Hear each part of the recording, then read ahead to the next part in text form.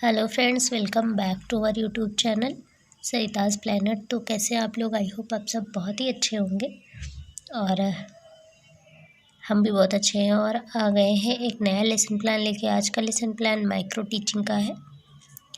Micro teaching का lesson plan छोटा ही होता है, बाकी के लेसन प्लान थर्ड सेमेस्टर वाले बड़े बड़े होते हैं, मतलब 40 मिनट के, और ये तो 5 से 7 मिनट का होता है। सबको पता है कि माइक्रो टीचिंग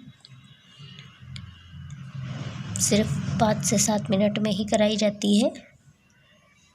तो चलिए वीडियो को शुरू करते हैं। सबसे पहले हमने माइक्रो टीचिंग लिख लिया है और यहाँ पे लिखना है प्रस्तावना कौशल।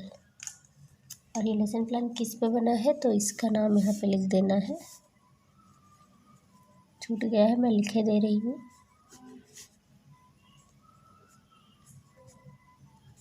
माइक्रो टीचिंग में कई सारे कौशल होते, तो ये है प्रस्तावना कौशल का लेसन प्लान। तो चलिए वीडियो को शुरू करते हैं। सबसे पहले लिखना है कक्षा, विषय, कालांश, दिनांक, प्रकरण और समयावधि। ठीक है, तो कक्षा में मैंने यहाँ पे 5 लिख दिया है, 6 लिखा हुआ है। सही करके इसको दिखाई नहीं दे रहा।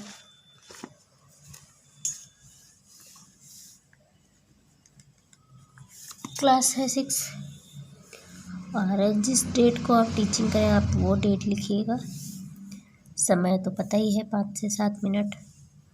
और विषय है हिंदी, प्रकरण है विशेषण के भेद। ठीक है, तो सबसे पहले फिर यहाँ पे आगे आपको 5 कॉलम बनाने हैं।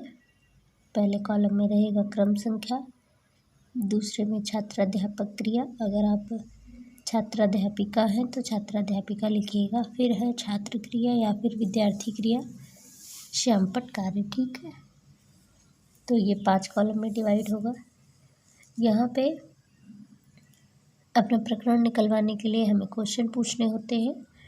क्वेश्चन की लिमिट मिनिमम 3 और मैक्सिमम 5 होनी चाहिए, कि हम 3 क्वेश्चन पूछ के भी अपना टॉपिक निकलवा सकते हैं और 5 क्वेश्चन पूछ के भी हम अपना टॉपिक निकलवा सकते हैं।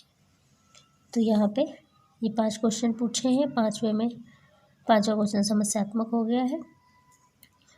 तो चलिए बताते हैं आपको। पहला क्वेश्चन है आपका नाम क्या है। आपका जो भी नाम है यहाँ पे मैंने लिख रखा है, यहाँ आप जिससे पूछ रहे हैं जो नाम बता रहा है आप वो लिखिएगा। फिर दूसरा क्वेश्चन है, पहले क्वेश्चन का उत्तर है वर्षा। आपको क्वेश्चन इस तरह से पूछने हैं कि जो पहला आंसर आए उसी आंसर से रिलेटेड होना चाहिए दूसरा क्वेश्चन, और दूसरे क्वेश्चन के आंसर से रिलेटेड तीसरा क्वेश्चन होना चाहिए। ठीक है, तो दूसरा क्वेश्चन है, पहला है आपका नाम क्या है, छात्र उत्तर देंगे वर्षा। दूसरा है वर्षा आप कहाँ रहते हैं, तो जो भी स्टूडेंट होगा वो जहाँ रहता है वो अपने इस जगह का नाम बताएगा। हमने यहाँ पे सीतापुर लिखा हुआ है। फिर तीसरा क्वेश्चन आप इस तरह से भी पूछ सकते हैं कि सीतापुर और किसी वस्तु व्यक्ति के नाम का बोध कराने वाले शब्दों को क्या कहते हैं। तो हमने यहाँ सीतापुर नहीं लिखा है, हमने सीधे लिख दिया है किसी व्यक्ति, वस्तु अथवा स्थान के नाम का बोध कराने वाले शब्दों को क्या कहते हैं। तो छात्र उत्तर देंगे संज्ञा। फिर अगला क्वेश्चन है संज्ञा के स्थान पर प्रयुक्त होने वाले शब्दों को क्या कहते हैं। फिर से छात्र उत्तर देंगे सर्वनाम कहते हैं। और फिर 5वां क्वेश्चन है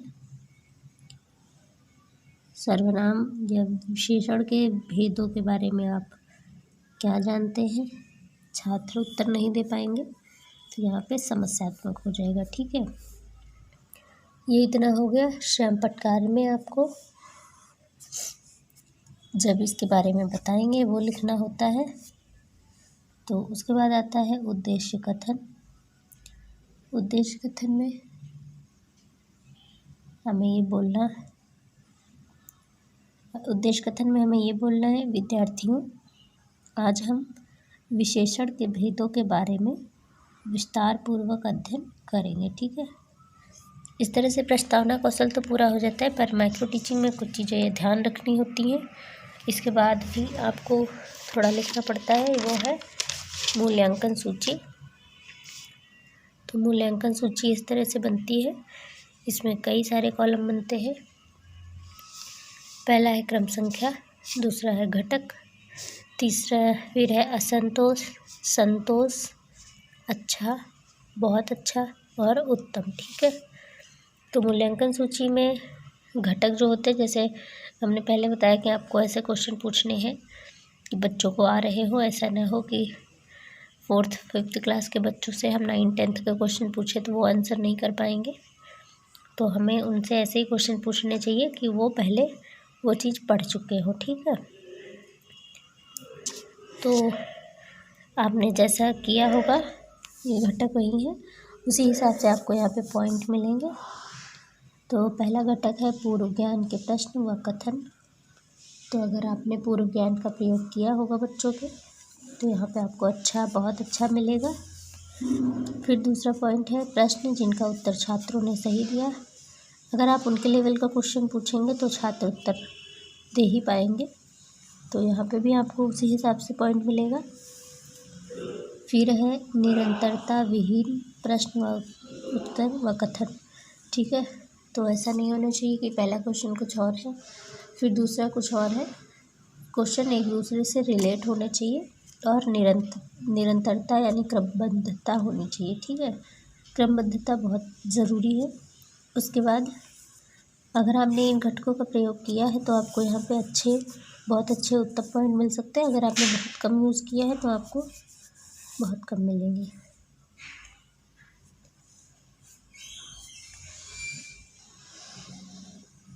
चौथा है पाठोद्देश्य से प्रासंगिकता, और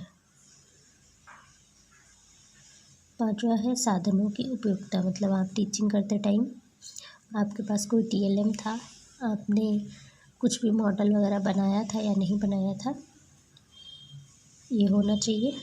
और उसी के अकॉर्डिंग आपको यहाँ पे पॉइंट मिलेंगे सारे। जैसे जैसे घटकों का आपने जितना ज़्यादा उपयोग किया होगा आपको उतने ज़्यादा अच्छे पॉइंट मिलेंगे। और उसके बाद आता है पर्यवेक्षक टिप्पणी।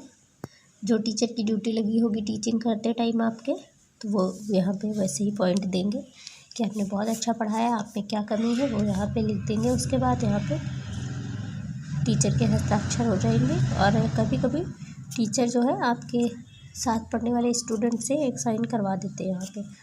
तो इस तरह से ये लेसन प्लान कंप्लीट हो गया है। और जो चैनल पे अगर आप लोग हमारे चैनल पर नए हैं तो हमारे चैनल को सब्सक्राइब कर लीजिए। मुझे पूरा यकीन है कि मेरे इस चैनल से आपको बहुत सारी हेल्प होने वाली है। और अगर वीडियो आपको हेल्पफुल लगी है तो वीडियो लाइक कर दीजिएगा और चैनल सब्सक्राइब कर लीजिएगा। और दोस्तों के साथ शेयर करना बिल्कुल भी ना भूलें, मैं ये हर वीडियो में बोलती हूँ। और मुझे उम्मीद है आपको हमारी वीडियो पसंद ज़रूर आई होगी।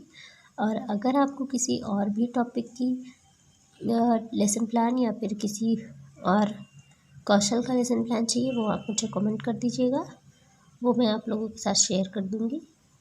तो चलिए मिलते हैं नेक्स्ट वीडियो ब्लॉग में, तब तक के लिए बाय बाय।